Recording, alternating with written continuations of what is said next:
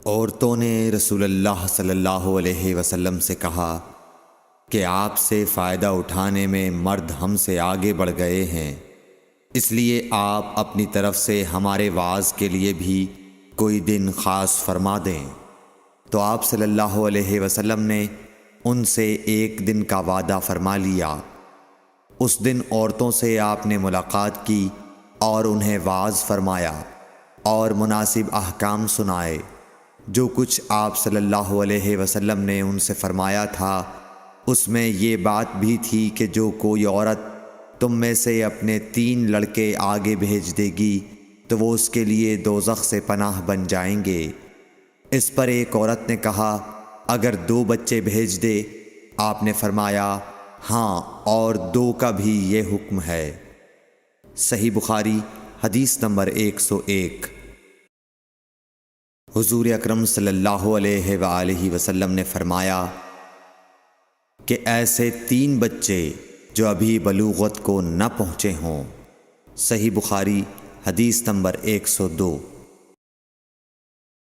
نبی کریم صلی اللہ علیہ وسلم نے فرمایا کہ جس سے حساب لیا گیا اسے عذاب کیا جائے گا۔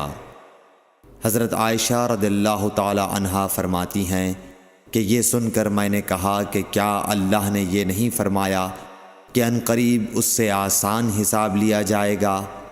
رسول اللہ صلی اللہ علیہ وسلم نے فرمایا کہ یہ صرف اللہ کے دربار میں پیشی کا ذکر ہے، لیکن جس کے حساب میں جانچ پڑتال کی گئی سمجھو وہ غارت ہو گیا۔ صحیح بخاری حدیث نمبر 103۔ رسول اللہ صلی اللہ علیہ وسلم نے اللہ کی حمد و ثنا بیان کی، پھر فرمایا کہ مکے کو اللہ نے حرام کیا ہے، آدمیوں نے حرام نہیں کیا۔ تو سن لو کہ کسی شخص کے لیے جو اللہ پر اور یوم آخرت پر ایمان رکھتا ہو جائز نہیں ہے کہ مکے میں خون ریزی کرے یا اس کا کوئی پیڑ کاٹے۔ پھر اگر کوئی اللہ کے رسول کے لڑنے کی وجہ سے اس کا جواز نکالے تو اس سے کہہ دو اللہ نے اپنے رسول کے لیے اجازت دی تھی، تمہارے لیے نہیں دی، اور مجھے بھی دن کے کچھ لمحوں کے لیے اجازت ملی تھی، آج اس کی حرمت لوٹ آئی جیسی کل تھی، اور حاضر غائب کو یہ بات پہنچا دے۔ صحیح بخاری حدیث نمبر 104۔ ایک مرتبہ ابو بکر رضی اللہ عنہ نے رسول اللہ صلی اللہ علیہ وسلم کا ذکر کیا کہ آپ صلی اللہ علیہ وسلم نے فرمایا تمہارے خون اور تمہارے مال، محمد کہتے ہیں کہ میرے خیال میں آپ نے اعراضکم کا لفظ بھی فرمایا، یعنی اور تمہاری آبروئیں تم پر حرام ہیں، جس طرح تمہارے آج کے دن کی حرمت تمہارے اس مہینے میں۔ سن لو یہ خبر حاضر غائب کو پہنچا دے۔ اور محمد راوی حدیث کہتے تھے کہ رسول اللہ صلی اللہ علیہ وسلم نے سچ فرمایا۔ پھر دوبارہ فرمایا کہ کیا میں نے اللہ کا یہ حکم تمہیں نہیں پہنچا دیا؟ صحیح بخاری حدیث نمبر 105۔ رسول اللہ صلی اللہ علیہ وسلم نے فرمایا کہ مجھ پر جھوٹ مت بولو، کیونکہ جو مجھ پر جھوٹ باندھے وہ دوزخ میں داخل ہو۔ صحیح بخاری حدیث نمبر 106۔ رسول اللہ صلی اللہ علیہ وسلم نے فرمایا کہ جو شخص مجھ پر جھوٹ باندھے گا وہ اپنا ٹھکانہ جہنم بنا لے۔ صحیح بخاری حدیث نمبر 107۔ نبی اکرم صلی اللہ علیہ وسلم نے فرمایا کہ جو شخص مجھ پر جان بوجھ کر جھوٹ باندھے تو وہ اپنا ٹھکانہ جہنم میں بنا لے۔ صحیح بخاری حدیث نمبر 108۔ رسول اللہ صلی اللہ علیہ وسلم نے فرمایا کہ جو شخص میرے نام سے وہ بات بیان کرے جو میں نے نہیں کہی تو وہ اپنا ٹھکانہ جہنم میں بنا لے۔ صحیح بخاری حدیث نمبر 109۔ رسول اللہ صلی اللہ علیہ وسلم کا فرمان ہے کہ اپنی اولاد کا میرے نام کے اوپر نام رکھو، مگر میری کنیت اختیار نہ کرو۔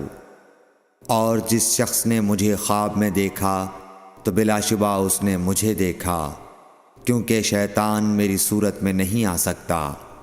اور جو شخص مجھ پر جان بوجھ کر جھوٹ بولے وہ دوزخ میں اپنا ٹھکانہ تلاش کرے۔ صحیح بخاری حدیث نمبر 110۔ جحیفہ کہتے ہیں کہ میں نے حضرت علی رضی اللہ عنہ سے پوچھا کہ کیا تمہارے پاس کوئی اور بھی کتاب ہے؟ انہوں نے فرمایا کہ نہیں، مگر اللہ کی کتاب قرآن ہے، یا پھر فہم ہے جو وہ ایک مسلمان کو عطا کرتا ہے، یا پھر جو کچھ صحیفے میں ہے۔ میں نے پوچھا اس صحیفے میں کیا ہے؟ انہوں نے فرمایا دیت اور قیدیوں کی رہائی کا بیان ہے، اور یہ حکم کہ مسلمان کافر کے بدلے قتل نہ کیا جائے۔ صحیح بخاری حدیث نمبر 111۔ قبیلہ خزاعہ کے کسی شخص نے بنو لیث کے کسی آدمی کو اپنے مقتول کے بدلے میں مار دیا تھا۔ یہ فتح مکہ والے سال کی بات ہے۔ رسول اللہ صلی اللہ علیہ وسلم کو یہ خبر دی گئی۔ آپ نے اپنی اونٹنی پر سوار ہو کر خطبہ پڑھا اور فرمایا کہ اللہ نے مکے سے قتل یا ہاتھی کو روک لیا۔ امام بخاری رحمۃ اللہ علیہ فرماتے ہیں اس لفظ کو شک کے ساتھ سمجھو۔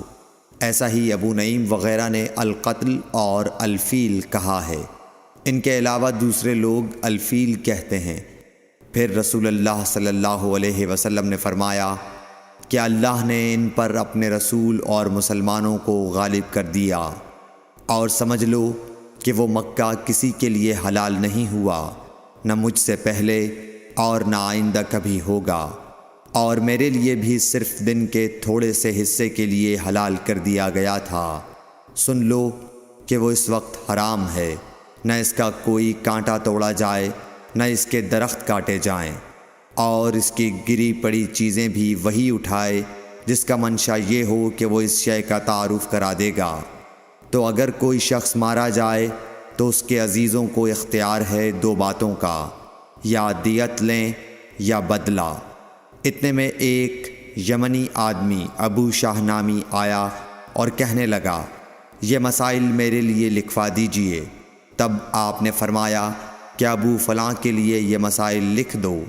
تو ایک قریشی شخص نے کہا یا رسول اللہ مگر اذخر، یعنی اذخر کاٹنے کی اجازت دے دیجئے، کیونکہ اسے ہم گھروں کی چھتوں پر ڈالتے ہیں یا مٹی ملا کر اور اپنی قبروں میں بھی ڈالتے ہیں۔ یہ سن کر رسول اللہ صلی اللہ علیہ وسلم نے فرمایا کہ ہاں مگر اذخر۔ صحیح بخاری حدیث نمبر 112۔ وہب بن منبح کے بھائی کہتے ہیں کہ میں نے حضرت ابو ہریرہ رضی اللہ تعالی عنہ کو کہتے ہوئے سنا کہ رسول اللہ صلی اللہ علیہ وسلم کے صحابہ میں عبداللہ بن عمر رضی اللہ عنہ کے علاوہ مجھ سے زیادہ کوئی حدیث بیان کرنے والا نہیں تھا، مگر وہ لکھ لیا کرتے تھے اور میں لکھتا نہیں تھا۔ صحیح بخاری حدیث نمبر 113۔ جب نبی اکرم صلی اللہ علیہ وسلم کے مرض میں شدت ہو گئی تو آپ صلی اللہ علیہ وسلم نے فرمایا کہ میرے پاس سامان کتابت لاؤ تاکہ تمہارے لیے ایک تحریر لکھ دوں، تاکہ بعد میں تم گمراہ نہ ہو سکو۔ اس پر حضرت عمر رضی اللہ عنہ نے لوگوں سے کہا کہ اس وقت آپ صلی اللہ علیہ وسلم پر تکلیف کا غلبہ ہے، اور ہمارے پاس اللہ کی کتاب قرآن موجود ہے جو ہمیں ہدایت کے لیے کافی ہے۔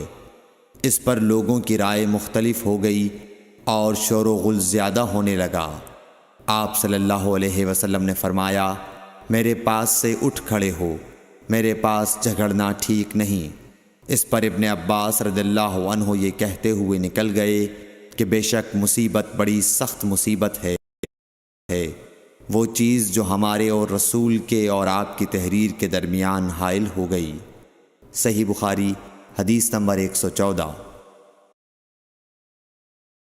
ایک رات نبی کریم صلی اللہ علیہ وسلم نے بیدار ہوتے ہی فرمایا کہ سبحان اللہ، آج کی رات کس قدر فتنے اتارے گئے ہیں اور کتنے ہی خزانے کھولے گئے ہیں۔ ان حجرے والیوں کو جگاؤ، کیونکہ بہت سی عورتیں جو دنیا میں باریک کپڑا پہننے والی ہیں وہ آخرت میں ننگی ہوں گی۔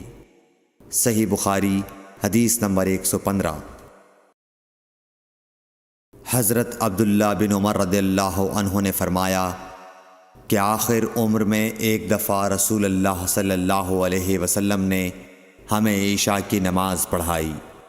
جب آپ نے سلام پھیرا تو کھڑے ہو گئے اور فرمایا کہ تمہاری آج کی رات وہ ہے کہ اس رات سے 100 برس کے آخر تک کوئی شخص جو زمین پر ہے وہ باقی نہیں رہے گا۔ صحیح بخاری حدیث نمبر 116۔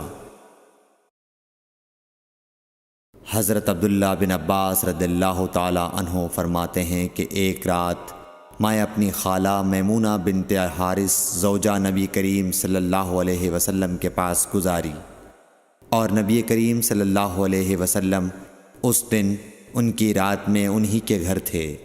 آپ صلی اللہ علیہ وسلم نے عشاء کی نماز مسجد میں پڑھی، پھر گھر تشریف لائے اور 4 رکعت نماز نفل پڑھ کر آپ سو گئے۔ پھر اٹھے اور فرمایا کہ ابھی تک یہ لڑکا سو رہا ہے یا اسی جیسا لفظ فرمایا۔ پھر آپ نماز پڑھنے کھڑے ہو گئے اور میں بھی وضو کر کے آپ کی بائیں جانب کھڑا ہو گیا، تو آپ صلی اللہ علیہ وسلم نے مجھے دائیں جانب کھڑا کر لیا۔ تب آپ نے 5 رکعت پڑھیں، پھر 2 پڑھیں، پھر آپ سو گئے یہاں تک کہ میں نے آپ کے خراٹے کی آواز سنی۔ پھر آپ کھڑے ہو کر نماز کے لیے باہر تشریف لے آئے۔ صحیح بخاری حدیث نمبر 117۔ حضرت ابو ہریرہ رضی اللہ تعالیٰ عنہ کہتے ہیں کہ لوگ کہتے ہیں کہ ابو ہریرہ بہت حدیثیں بیان کرتے ہیں، اور میں کہتا ہوں کہ قرآن میں 2 آیتیں نہ ہوتیں تو میں کوئی حدیث بیان نہ کرتا۔ پھر یہ آیت پڑھی جس کا ترجمہ یہ ہے، جو لوگ اللہ کی نازل کی ہوئی دلیلوں اور آیتوں کو چھپاتے ہیں، آخر آیت رحیم تک۔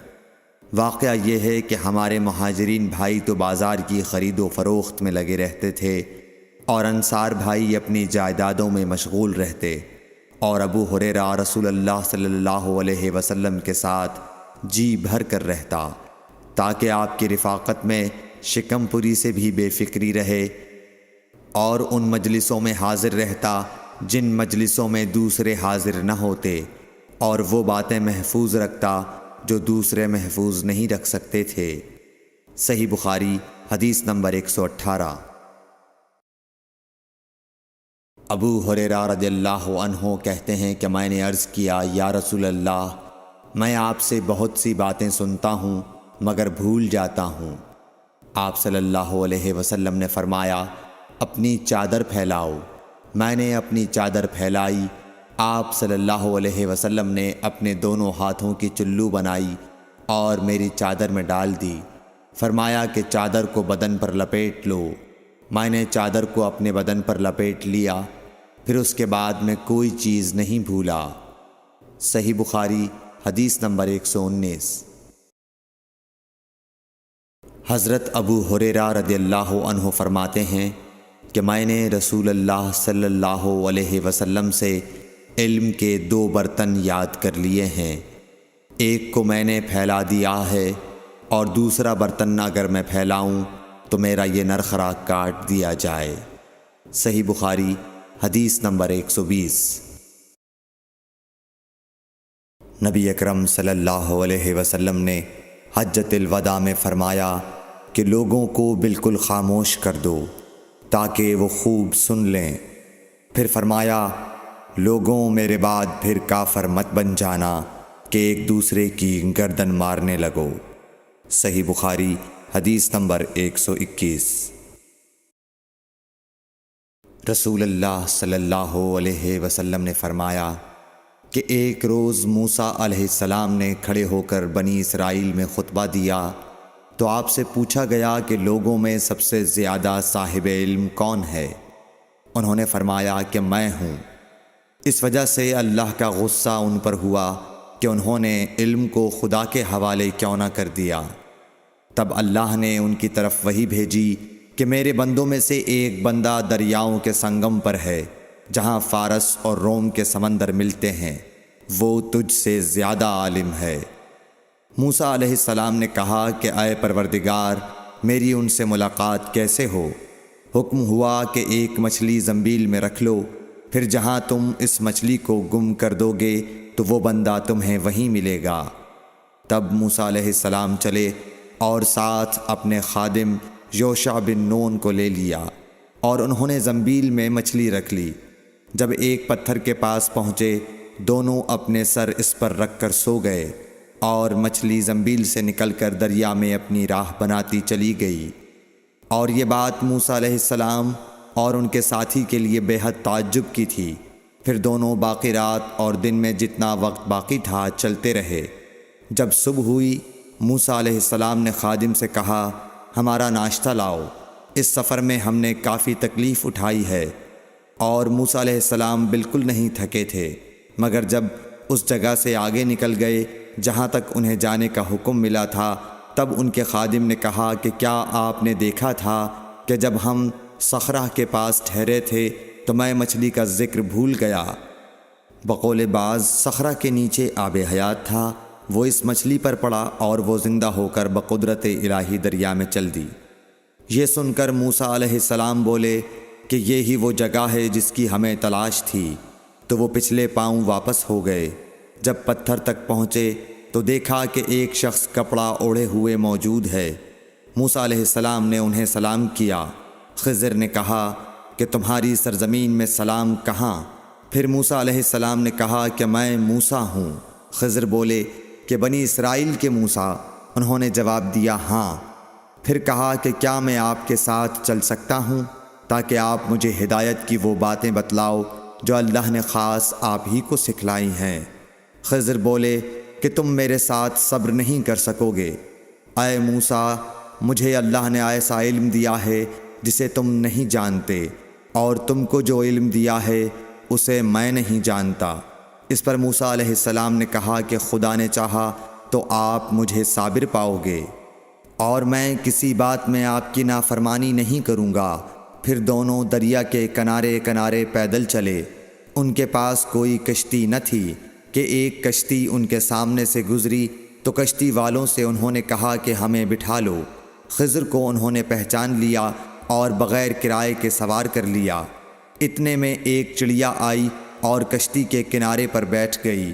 پھر سمندر میں اس نے ایک یا دو چونچیں ماری۔ اسے دیکھ کر خضر بولے کہ اے موسیٰ، میرے اور تمہارے علم نے اللہ کے علم میں سے اتنا ہی کم کیا ہوگا جتنا اس چڑیا نے سمندر کے پانی سے۔ پھر خضر نے کشتی کے تختوں میں سے ایک تختہ نکال ڈالا۔ موسیٰ علیہ السلام نے کہا کہ ان لوگوں نے تو ہمیں کرایہ لیے بغیر مفت میں سوار کیا، اور آپ نے ان کی کشتی کی لکڑی اکھاڑ ڈالی تاکہ یہ ڈوب جائیں۔ خضر بولے کہ کیا میں نے نہیں کہا تھا کہ تم میرے ساتھ صبر نہیں کر سکو گے؟ اس پر موسیٰ علیہ السلام نے جواب دیا کہ بھول پر میری گرفت نہ کرو۔ موسیٰ علیہ السلام نے بھول کر یہ پہلا اعتراض کیا تھا۔ پھر دونوں چلے۔ کشتی سے اتر کر ایک لڑکا بچوں کے ساتھ کھیل رہا تھا۔ خضر نے اوپر سے اس کا سر پکڑ کر ہاتھ سے اسے الگ کر دیا۔ موسیٰ علیہ السلام بول پڑے، کیا آپ نے ایک بے گناہ بچے کو بغیر کسی جانی حق کے مار ڈالا؟ غضب ہو گیا۔ خضر بولے کہ میں نے تم سے نہیں کہا تھا کہ تم میرے ساتھ صبر نہیں کر سکو گے؟ ابن عیینہ کہتے ہیں کہ اس کلام میں پہلے سے زیادہ تاکید ہے، کیونکہ پہلے کلام میں لفظ لکا نہیں کہا تھا، اس میں لکا زائد کیا، جس سے تاکید ظاہر ہے۔ پھر دونوں چلتے رہے، حتیٰ کہ ایک گاؤں والوں کے پاس آئے، ان سے کھانا لینا چاہا۔ انہوں نے کھانا کھلانے سے انکار کر دیا۔ انہوں نے وہیں دیکھا کہ ایک دیوار اسی گاؤں میں گرنے کے قریب تھی۔ خضر نے اپنے ہاتھ کے اشارے سے اسے سیدھا کر دیا۔ موسیٰ علیہ السلام بول اٹھے کہ اگر آپ چاہتے تو گاؤں والوں سے اس کام کی مزدوری لے سکتے تھے۔ خضر نے کہا کہ بس اب ہم اور تم میں جدائی کا وقت آ گیا ہے۔ جناب محبوب کبریا رسول اللہ صلی اللہ علیہ وسلم فرماتے ہیں کہ اللہ موسیٰ علیہ السلام پر رحم کرے۔ ہماری تمنا تھی کہ موسیٰ علیہ السلام کچھ دیر اور صبر کرتے تو مزید واقعات ان دونوں کے بیان کیے جاتے اور ہمارے سامنے روشنی میں آتے، مگر حضرت موسیٰ علیہ السلام کی عجلت نے اس علم لدنی کے سلسلے کو جلد ہی منقطع کرا دیا۔ صحیح بخاری حدیث نمبر 122۔ ایک شخص رسول اللہ صلی اللہ علیہ وسلم کی خدمت اقدس میں حاضر ہوا اور اس نے عرض کیا، یا رسول اللہ، اللہ کی راہ میں لڑائی کی کیا صورت ہے؟ کیونکہ ہم میں سے کوئی غصے کی وجہ سے اور کوئی غیرت کی وجہ سے جنگ کرتا ہے۔ تو آپ صلی اللہ علیہ وسلم نے اس کی طرف سر اٹھایا، اور سر اس لیے اٹھایا کہ پوچھنے والا کھڑا ہوا تھا۔ پھر آپ صلی اللہ علیہ وسلم نے فرمایا، جو اللہ کے کلمے کو سر بلند کرنے کے لیے لڑے وہ اللہ کی راہ میں لڑتا ہے۔ صحیح بخاری حدیث نمبر 123۔ رسول اللہ صلی اللہ علیہ وآلہ وسلم سے رمی کے وقت پوچھا جا رہا تھا تو ایک شخص نے عرض کیا، یا رسول اللہ، میں نے رمی سے قبل قربانی کر لی۔ آپ صلی اللہ علیہ وسلم نے فرمایا، اب رمی کر لو، کچھ حرج نہیں ہوا۔ دوسرے نے کہا، یا رسول اللہ، میں نے قربانی سے پہلے سر منڈا لیا۔ آپ صلی اللہ علیہ وسلم نے فرمایا، اب قربانی کر لو، کچھ حرج نہیں۔ اس وقت جس چیز کے بارے میں جو آگے پیچھے ہو گئی تھی آپ سے پوچھا گیا، آپ صلی اللہ علیہ وسلم نے یہی جواب دیا، اب کر لو، کچھ حرج نہیں۔ صحیح بخاری حدیث نمبر 124۔ حضرت عبداللہ بن مسعود رضی اللہ تعالی عنہ کہتے ہیں کہ ایک مرتبہ میں رسول کریم صلی اللہ علیہ وسلم کے ساتھ مدینے کے کھنڈرات میں چل رہا تھا اور آپ کھجور کی چھڑی پر سہارا دے کر چل رہے تھے، تو کچھ یہودیوں کا ادھر سے گزر ہوا۔ ان میں سے ایک نے دوسرے سے کہا کہ آپ سے روح کے بارے میں کچھ پوچھو۔ ان میں سے کسی نے کہا، مت پوچھو، ایسا نہ ہو کہ وہ کوئی ایسی بات کہہ دیں جو تمہیں ناگوار ہو۔ مگر ان میں سے بعض نے کہا کہ ہم ضرور پوچھیں گے۔ پھر ایک شخص نے کھڑے ہو کر کہا، اے ابو القاسم، روح کیا چیز ہے؟ آپ نے خاموشی اختیار فرمائی۔ میں نے دل میں کہا کہ آپ پر وحی آ رہی ہے، اس لیے میں کھڑا ہو گیا۔ جب آپ صلی اللہ علیہ وسلم سے وہ کیفیت دور ہو گئی تو آپ صلی اللہ علیہ وسلم نے قرآن کی یہ آیت جو اس وقت نازل ہوئی تھی تلاوت فرمائی، اے نبی، تم سے یہ لوگ روح کے بارے میں پوچھ رہے ہیں، کہہ دو کہ روح میرے رب کے حکم سے ہے، اور تمہیں علم کا بہت تھوڑا حصہ دیا گیا ہے، اس لیے تم روح کی حقیقت نہیں سمجھ سکتے۔ صحیح بخاری حدیث نمبر 125۔ رسول اللہ صلی اللہ علیہ وآلہ وسلم نے ارشاد فرمایا کہ اے عائشہ، اگر تیری قوم دور جاہلیت کے ساتھ قریب نہ ہوتی بلکہ پرانی ہو گئی ہوتی، ابن زبیر نے کہا یعنی زمانہ کفر کے ساتھ قریب نہ ہوتی، تو میں کعبے کو توڑ دیتا اور اس کے لیے 2 دروازے بنا دیتا، ایک دروازے سے لوگ داخل ہوتے اور دوسرے دروازے سے باہر نکلتے۔ صحیح بخاری حدیث نمبر 126۔ حضرت علی رضی اللہ عنہ کا ارشاد ہے کہ لوگوں سے وہ باتیں کرو جنہیں وہ پہچانتے ہوں۔ کیا تمہیں یہ پسند ہے کہ لوگ اللہ اور اس کے رسول کو جھٹلا دیں؟ صحیح بخاری حدیث نمبر 127۔ ایک مرتبہ حضرت معاذ بن جبل رسول اللہ صلی اللہ علیہ وسلم کے پیچھے سواری پر سوار تھے۔ آپ نے فرمایا، اے معاذ، میں نے عرض کیا، حاضر ہوں یا رسول اللہ۔ آپ صلی اللہ علیہ وسلم نے دوبارہ فرمایا، اے معاذ، میں نے عرض کیا، حاضر ہوں اے اللہ کے رسول۔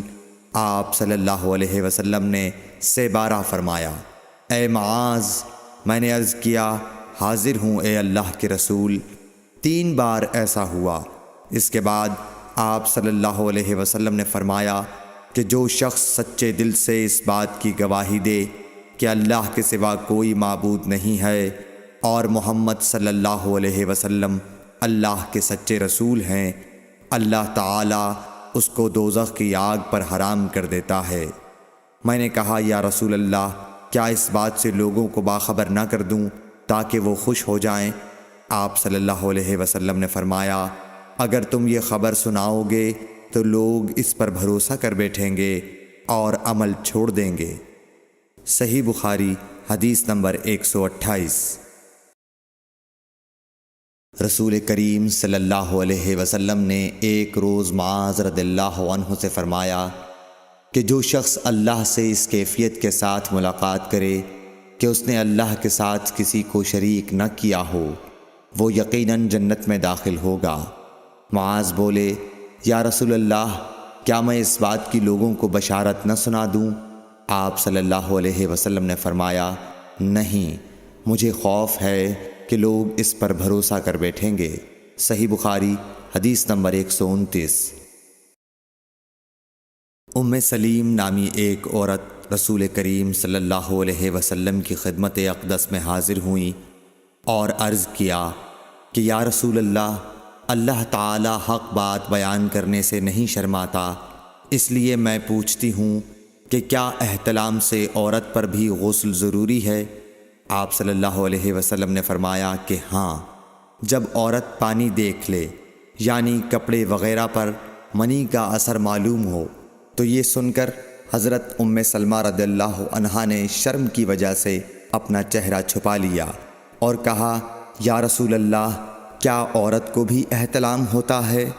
آپ نے فرمایا، ہاں، تیرے ہاتھ خاک آلود ہوں، پھر کیوں اس کا بچہ اس کی صورت کے مشابہ ہوتا ہے؟ یعنی یہی اس کے احتلام کا ثبوت ہے۔ صحیح بخاری حدیث نمبر 130۔ رسول اللہ صلی اللہ علیہ وسلم نے ایک مرتبہ فرمایا کہ درختوں میں سے ایک درخت ایسا ہے جس کے پتے کبھی نہیں جھڑتے، اور اس کی مثال مسلمان جیسی ہے، مجھے بتلاؤ وہ کیا درخت ہے؟ تو لوگ جنگلی درختوں کی سوچ میں پڑ گئے، اور عبداللہ بن عمر کے دل میں آیا کہ میں بتلا دوں کہ وہ کھجور کا پیڑ ہے۔ عبداللہ کہتے ہیں کہ پھر مجھے شرم آ گئی اور میں چپ ہی رہا۔ تب لوگوں نے عرض کیا، یا رسول اللہ، آپ ہی خود اس کے بارے میں بتلائیے۔ آپ نے فرمایا، وہ کھجور ہے۔ عبداللہ کہتے ہیں کہ میرے جی میں جو بات تھی وہ اپنے والد حضرت عمر رضی اللہ عنہ کو بتلائی۔ وہ کہنے لگے کہ اگر تو اس وقت کہہ دیتا تو میرے لیے ایسے ایسے قیمتی سرمایے سے زیادہ محبوب ہوتا۔ صحیح بخاری حدیث نمبر 131۔ حضرت علی رضی اللہ تعالی عنہ سے روایت ہے کہ میں ایسا شخص تھا جسے جریان مزی کی شکایت تھی، تو میں نے اپنے شاگرد مقداد کو حکم دیا کہ وہ رسول اللہ صلی اللہ علیہ وسلم سے دریافت کریں، تو انہوں نے آپ صلی اللہ علیہ وسلم سے اس بارے میں پوچھا۔ آپ صلی اللہ علیہ وسلم نے فرمایا کہ اس مرض میں غسل نہیں ہے، ہاں وضو فرض ہے۔ صحیح بخاری حدیث نمبر 132۔ ایک آدمی نے مسجد میں کھڑے ہو کر عرض کیا، یا رسول اللہ، آپ ہمیں کس جگہ سے احرام باندھنے کا حکم دیتے ہیں؟ تو رسول اللہ صلی اللہ علیہ وسلم نے فرمایا، مدینے والے ذوالحلیفہ سے احرام باندھیں، اور اہل شام جحفہ سے، اور نجد والے قرن منازل سے۔ ابن عمر نے فرمایا کہ لوگوں کا خیال ہے کہ رسول اللہ صلی اللہ علیہ وسلم نے فرمایا کہ یمن والے یلملم سے احرام باندھیں، اور ابن عمر کہا کرتے تھے کہ مجھے یہ آخری جملہ رسول اللہ صلی اللہ علیہ وسلم سے یاد نہیں۔ صحیح بخاری حدیث نمبر 133۔ ایک شخص نے آپ صلی اللہ علیہ وسلم سے پوچھا کہ احرام باندھنے والے کو کیا پہننا چاہیے؟ آپ صلی اللہ علیہ وسلم نے فرمایا کہ نہ قمیص پہنے، نہ صافہ باندھے، اور نہ پاجامہ، اور نہ کوئی سرپوش اوڑھے، اور نہ کوئی زعفران اور ورس سے رنگا ہوا کپڑا پہنے، اور اگر جوتے نہ ملیں تو موزے پہن لے، اور انہیں اس طرح کاٹ دے کہ ٹخنوں سے نیچے ہو جائیں۔ صحیح بخاری حدیث نمبر 134۔ رسول اللہ صلی اللہ علیہ وسلم نے فرمایا کہ جو شخص حدث کرے اس کی نماز قبول نہیں ہوتی جب تک کہ وہ دوبارہ وضو نہ کر لے۔ حضرموت کے ایک شخص نے پوچھا کہ اے ابو ہریرہ حدث ہونا کیا ہے؟ آپ نے فرمایا پخانے کے مقام سے نکلنے والی آواز والی یا بے آواز والی ہوا۔ صحیح بخاری حدیث نمبر 135۔ رسول اللہ صلی اللہ علیہ وآلہ وسلم نے فرمایا کہ میری امت کے لوگ وضو کے نشانات کی وجہ سے قیامت کے دن سفید پیشانی اور سفید ہاتھ پاؤں والوں کی شکل میں بلائے جائیں گے، تو تم میں سے جو کوئی اپنی چمک بڑھانا چاہتا ہے تو وہ بڑھا لے، یعنی وضو اچھی طرح کر لے۔ صحیح بخاری حدیث نمبر 136۔ رسول کریم صلی اللہ علیہ وسلم سے شکایت کی گئی کہ ایک شخص ہے جسے یہ خیال ہوتا ہے کہ نماز میں کوئی چیز یعنی ہوا نکلتی معلوم ہوئی ہے۔ آپ صلی اللہ علیہ وسلم نے فرمایا کہ نماز سے نہ پھرے یا نہ مڑے جب تک آواز نہ سنے یا بو نہ پائے۔ صحیح بخاری حدیث نمبر 137۔ نبی کریم صلی اللہ علیہ وسلم سوئے یہاں تک کہ آپ خراٹے لینے لگے، پھر آپ نے نماز پڑھی، اور کبھی راوی نے یوں کہا کہ آپ صلی اللہ علیہ وسلم لیٹ گئے پھر خراٹے لینے لگے، پھر آپ صلی اللہ علیہ وسلم کھڑے ہوئے، اس کے بعد نماز پڑھی۔ پھر سفیان نے ہم سے دوسری مرتبہ، ابن عباس رضی اللہ تعالی عنہ کہتے تھے کہ ایک مرتبہ میں نے اپنی خالہ ام المومنین حضرت میمونہ کے گھر رات گزاری تو میں نے دیکھا کہ رسول اللہ صلی اللہ علیہ وسلم رات کو اٹھے۔ جب تھوڑی رات باقی رہ گئی تو آپ صلی اللہ علیہ وسلم نے اٹھ کر ایک لٹکے ہوئے مشکیزے سے ہلکا سا وضو کیا۔ عمرو اس کا ہلکا پن اور معمولی ہونا بیان کرتے تھے، اور آپ کھڑے ہو کر نماز پڑھنے لگے تو میں نے بھی اسی طرح وضو کیا جس طرح آپ صلی اللہ علیہ وسلم نے کیا تھا، پھر آ کر آپ کے بائیں طرف کھڑا ہو گیا۔ اور کبھی سفیان نے ان یسارہ کے بجائے ان شمالہ کا لفظ کہا، مطلب دونوں کا ایک ہی ہے۔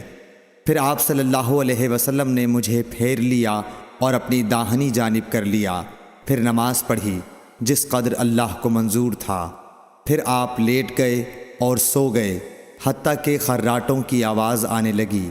پھر آپ کی خدمت میں مؤذن حاضر ہوا اور اس نے آپ کو نماز کی اطلاع دی۔ آپ صلی اللہ علیہ وسلم اس کے ساتھ نماز کے لیے تشریف لے گئے، پھر آپ نے نماز پڑھی اور وضو نہیں کیا۔ سفیان کہتے ہیں کہ ہم نے عمروں سے کہا کچھ لوگ کہتے ہیں کہ رسول اللہ صلی اللہ علیہ وسلم کی آنکھیں سوتی تھیں، دل نہیں سوتا تھا۔ عمروں نے کہا میں نے عبید بن عمیر سے سنا، وہ کہتے تھے کہ انبیاء علیہ السلام کے خواب بھی وہی ہوتے ہیں۔ پھر قرآن کی یہ آیت پڑھی، میں خواب میں دیکھتا ہوں کہ میں تجھے ذبح کر رہا ہوں۔ صحیح بخاری حدیث نمبر 138۔ رسول اللہ صلی اللہ علیہ وسلم میدان عرفات سے واپس ہوئے۔ جب گھاٹی میں پہنچے تو آپ اتر گئے۔ آپ نے پہلے پیشاب کیا، پھر وضو کیا اور خوب اچھی طرح نہیں کیا۔ تب میں نے کہا یا رسول اللہ نماز کا وقت آ گیا۔ آپ صلی اللہ علیہ وسلم نے فرمایا نماز آگے ہے، یعنی مزدلفہ چل کر پڑھیں گے۔ جب مزدلفہ میں پہنچے تو آپ نے خوب اچھی طرح وضو کیا، پھر جماعت کھڑی کی گئی۔ آپ صلی اللہ علیہ وسلم نے مغرب کی نماز پڑھی، پھر ہر شخص نے اپنے اونٹ کو اپنی جگہ بٹھایا، پھر عشاء کی جماعت کھڑی کی گئی اور آپ نے نماز پڑھی، اور ان دونوں نمازوں کے درمیان کوئی نماز نہیں پڑھی۔ صحیح بخاری حدیث نمبر 139۔ ابن عباس رضی اللہ تعالی عنہ نے وضو کیا تو اپنا چہرہ دھویا، اس طرح کہ پہلے پانی کے ایک چلو سے کلی کی اور ناک میں پانی دیا، پھر پانی کا ایک اور چلو لیا، پھر اس کو اس طرح کیا، یعنی دوسرے ہاتھ کو ملایا، پھر اس سے اپنا چہرہ دھویا، پھر پانی کا دوسرا چلو لیا اور اس سے اپنا داہنا ہاتھ دھویا، پھر پانی کا ایک اور چلو لے کر اس سے اپنا بایاں ہاتھ دھویا، اس کے بعد اپنے سر کا مسح کیا، پھر پانی کا چلو لے کر داہنے پاؤں پر ڈالا اور اسے دھویا، پھر دوسرے چلو سے اپنا پاؤں دھویا یعنی بایاں پاؤں، اس کے بعد کہا کہ میں نے رسول اللہ صلی اللہ علیہ وسلم کو اسی طرح وضو کرتے ہوئے دیکھا ہے۔ صحیح بخاری حدیث نمبر 140۔ نبی اکرم صلی اللہ علیہ وآلہ وسلم نے فرمایا، جب تم میں سے کوئی اپنی بیوی سے جمع کرے تو کہے اللہ کے نام کے ساتھ شروع کرتا ہوں، اے اللہ ہمیں شیطان سے بچا اور شیطان کو اس چیز سے دور رکھ جو تو اس جمع کے نتیجے میں ہمیں عطا فرمائے۔ یہ دعا پڑھنے کے بعد جمع کرنے سے میاں بیوی کو جو اولاد ملے گی اسے شیطان نقصان نہیں پہنچا سکتا۔ صحیح بخاری حدیث نمبر 141۔ رسول کریم صلی اللہ علیہ وسلم جب قضاء حاجت کے لیے بیت الخلاء میں داخل ہوتے تو یہ دعا پڑھتے، اے اللہ میں ناپاک جنوں اور ناپاک جنیوں سے تیری پناہ مانگتا ہوں۔ صحیح بخاری حدیث نمبر 142۔ ابن عباس رضی اللہ عنہ سے روایت کرتے ہیں، ابن عباس رضی اللہ تعالی عنہ سے روایت ہے کہ نبی کریم صلی اللہ علیہ وسلم پاخانے میں تشریف لے گئے۔ میں نے پاخانے کے قریب آپ کے لیے وضو کا پانی رکھ دیا۔ باہر نکل کر آپ نے پوچھا یہ کس نے رکھا؟ جب آپ کو بتلایا گیا تو آپ نے میرے لیے دعا کی اور فرمایا، اے اللہ اس کو دین کی سمجھ عطا فرمائیو۔ صحیح بخاری حدیث نمبر 143۔ رسول اللہ صلی اللہ علیہ وسلم نے فرمایا کہ جب تم میں سے کوئی پخانے میں جائے تو قبلے کی طرف منہ کرے نہ اس کی طرف پشت کرے، بلکہ مشرق کی طرف منہ کر لو یا مغرب کی طرف۔ صحیح بخاری حدیث نمبر 144۔ لوگ کہتے تھے کہ جب قضاء حاجت کے لیے بیٹھو تو نہ قبلے کی طرف منہ کرو نہ بیت المقدس کی طرف۔ یہ سن کر عبداللہ بن عمر رضی اللہ تعالی عنہ نے فرمایا کہ ایک دن میں اپنے گھر کی چھت پر چڑھا تو میں نے حضرت صلی اللہ علیہ وسلم کو دیکھا کہ آپ بیت المقدس کی طرف منہ کر کے 2 اینٹوں پر قضاء حاجت کے لیے بیٹھے ہیں۔ پھر عبداللہ بن عمر رضی اللہ عنہ نے واسع سے کہا کہ شاید تم ان لوگوں میں سے ہو جو اپنے چوتڑوں کے بل نماز پڑھتے ہیں۔ تب میں نے کہا اللہ کی قسم میں نہیں جانتا کہ آپ کا مطلب کیا ہے۔ امام مالک رحمۃ اللہ نے کہا کہ عبداللہ بن عمر رضی اللہ تعالی عنہ نے اس سے وہ شخص مراد لیا جو نماز میں زمین سے اونچا نہ رہے، سجدے میں زمین سے چمٹ جائے۔ صحیح بخاری حدیث نمبر 145۔ رسول اللہ صلی اللہ علیہ وسلم کی بیویاں رات میں مناصے کی طرف قضاء حاجت کے لیے جاتیں، اور مناصے ایک کھلا میدان ہے، تو حضرت عمر رسول اللہ صلی اللہ علیہ وسلم سے کہا کرتے تھے کہ اپنی بیویوں کو پردہ کرائیے، مگر رسول اللہ صلی اللہ علیہ وسلم نے اس پر عمل نہیں کیا۔ ایک روز رات کو عشاء کے وقت حضرت سودا بنت زمعہ رسول اللہ صلی اللہ علیہ وسلم کی اہلیہ جو دراز قد عورت تھیں باہر گئیں۔ حضرت عمر رضی اللہ عنہ نے انہیں آواز دی اور کہا ہم نے تمہیں پہچان لیا، اور ان کی خواہش یہ تھی کہ پردے کا حکم نازل ہو جائے، چنانچہ اس کے بعد اللہ نے پردے کا حکم نازل فرما دیا۔ صحیح بخاری حدیث نمبر 146۔ آپ صلی اللہ علیہ وسلم نے اپنی بیویوں سے فرمایا کہ تمہیں قضاء حاجت کے لیے باہر نکلنے کی اجازت ہے۔ صحیح بخاری حدیث نمبر 147۔ عبداللہ بن عمر رضی اللہ تعالی عنہ فرماتے ہیں کہ ایک دن میں اپنی بہن اور رسول اللہ صلی اللہ علیہ وسلم کی اہلیہ محترمہ حفصہ کے مکان کی چھت پر اپنی کسی ضرورت سے چڑھا تو مجھے رسول اللہ صلی اللہ علیہ وسلم قضاء حاجت کرتے وقت قبلے کی طرف پشت اور شام کی طرف منہ کیے ہوئے نظر آئے۔ صحیح بخاری حدیث نمبر 148۔ عبداللہ بن عمر رضی اللہ تعالی عنہ نے خبر دی، وہ کہتے ہیں کہ ایک دن میں اپنے گھر کی چھت پر چڑھا تو مجھے رسول اللہ صلی اللہ علیہ وسلم 2 اینٹوں پر قضاء حاجت کے وقت بیت المقدس کی طرف منہ کیے ہوئے نظر آئے۔ صحیح بخاری حدیث نمبر 149۔ انس بن مالک رضی اللہ تعالیٰ عنہ کہتے تھے کہ جب رسول اللہ صلی اللہ علیہ وسلم رفع حاجت کے لیے نکلتے تو میں اور ایک لڑکا اپنے ساتھ پانی کا برتن لے آتے تھے، مطلب یہ کہ اس پانی سے رسول اللہ صلی اللہ علیہ وسلم طہارت کیا کرتے تھے۔ صحیح بخاری حدیث نمبر 150۔